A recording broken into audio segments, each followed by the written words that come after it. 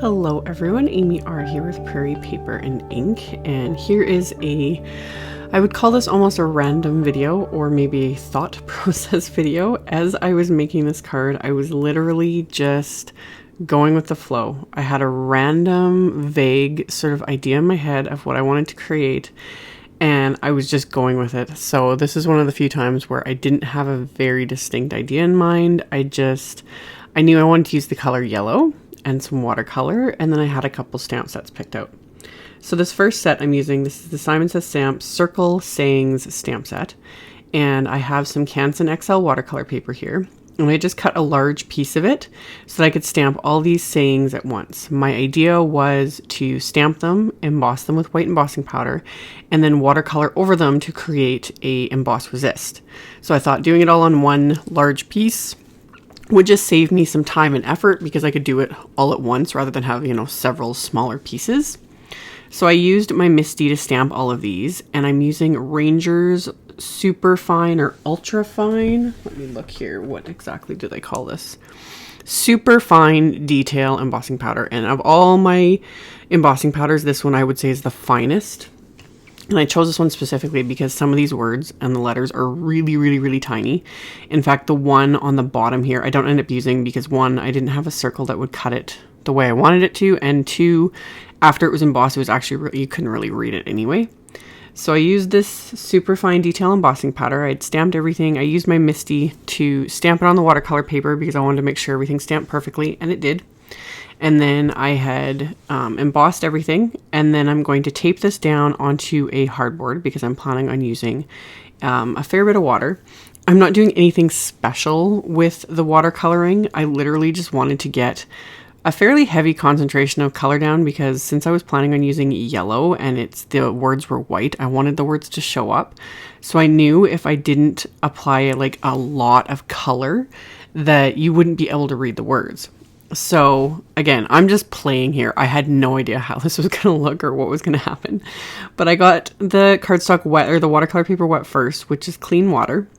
And then I'm just going in with a smaller brush. Looking back now, I should have used a wider brush to do this part because I was kind of working at it a little too much, but it really doesn't matter in the end.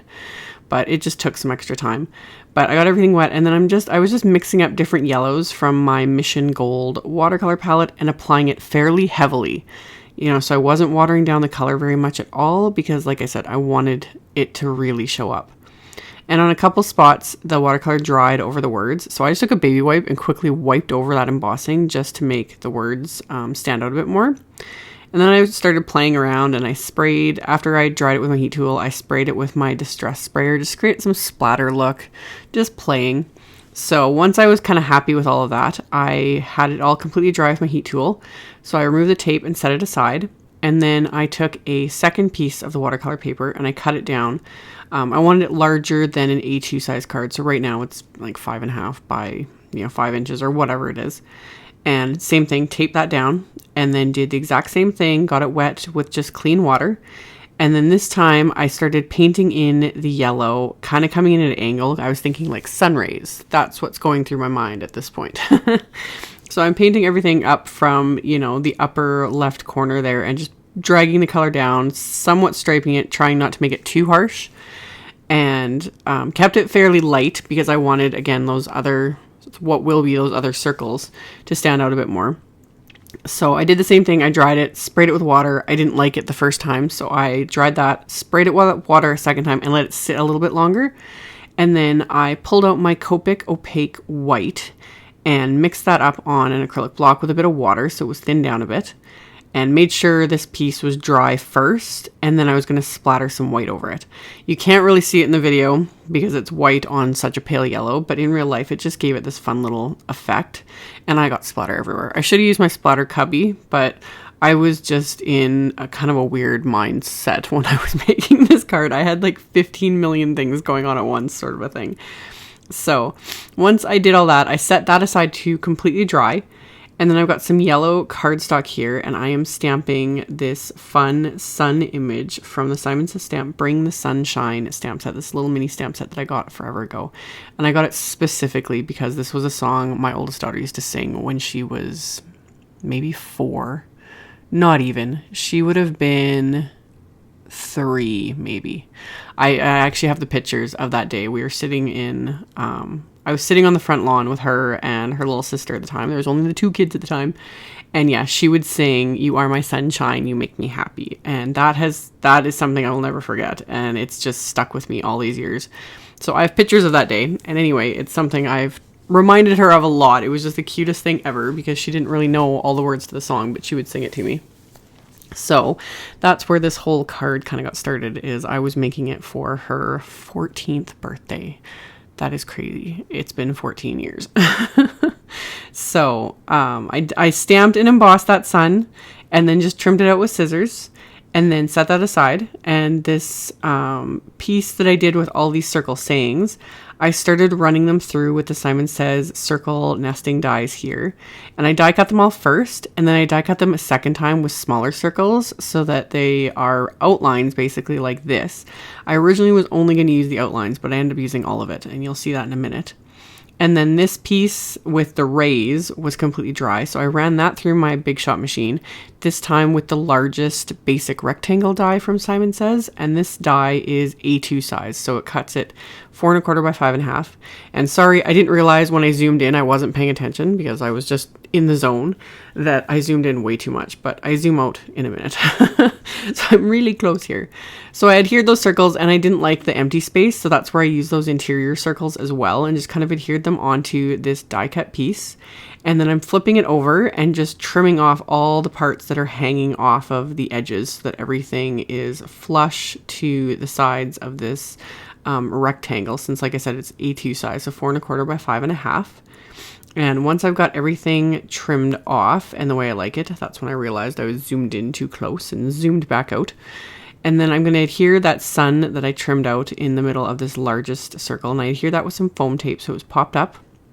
And then I've got my card base, which is some heavyweight white cardstock that I cut to 4 1/4 by 11 inches. And I just use the groove in my paper cutter to score it with my Teflon bone folder at 5 1/2 inches. So it'll be a top folding A2 sized card. And I always make sure that I've cut my card base the right size before I adhere anything to it. And it was. So I'm going to adhere this card front to it, just flush with my Tombow Mono Multi because it gives me a couple seconds there to make sure everything lines up and is in place. And then for the inside of the card, there is a sentiment in that Bring the Sunshine set that is, of course, perfect. So I inked that up with Simon Says Duckling ink. And it says, "You are my sunshine, you make me happy when skies are gray." So I stamped that on the inside of the card. And then to finish off this card, I grabbed the Simon Says stamp. This is the sunshine mix of, there's like sequins and beads and all kinds of things. Like this is great for shaker cards. I love this mix though, because the colors are so pretty. So I pulled those out and I was very liberal with the sequins with this. I was thinking, the sun rays and then all, how it like the sparkles and everything. So I laid this all out on my card front and then got to town. It only took me 5 or 6 minutes, I think, altogether to adhere all these sequins. I just picked them up with my crystal katana, which I still, like, people ask, like, was it worth it? Yes. This tool, it was a pricey purchase, just like the Teflon bone folder, but it's one of those things where so worth it because it just makes it so much faster to adhere things like sequins. So I adhered them all and then I lifted up my card front to see if I missed any, and I did. I missed that one. So now I know. So I applied another little dab of the multi-medium matte adhesive and adhered that sequin into place, and that finished off my card. So as always, I will have a link below the video to my blog post with links to all the supplies used if you are interested, as well as links to a couple other videos I've done in the past. Thank you all so much for watching, subscribing, thumbs upping, and commenting on my videos, and I will see you all very soon in the next one. Bye!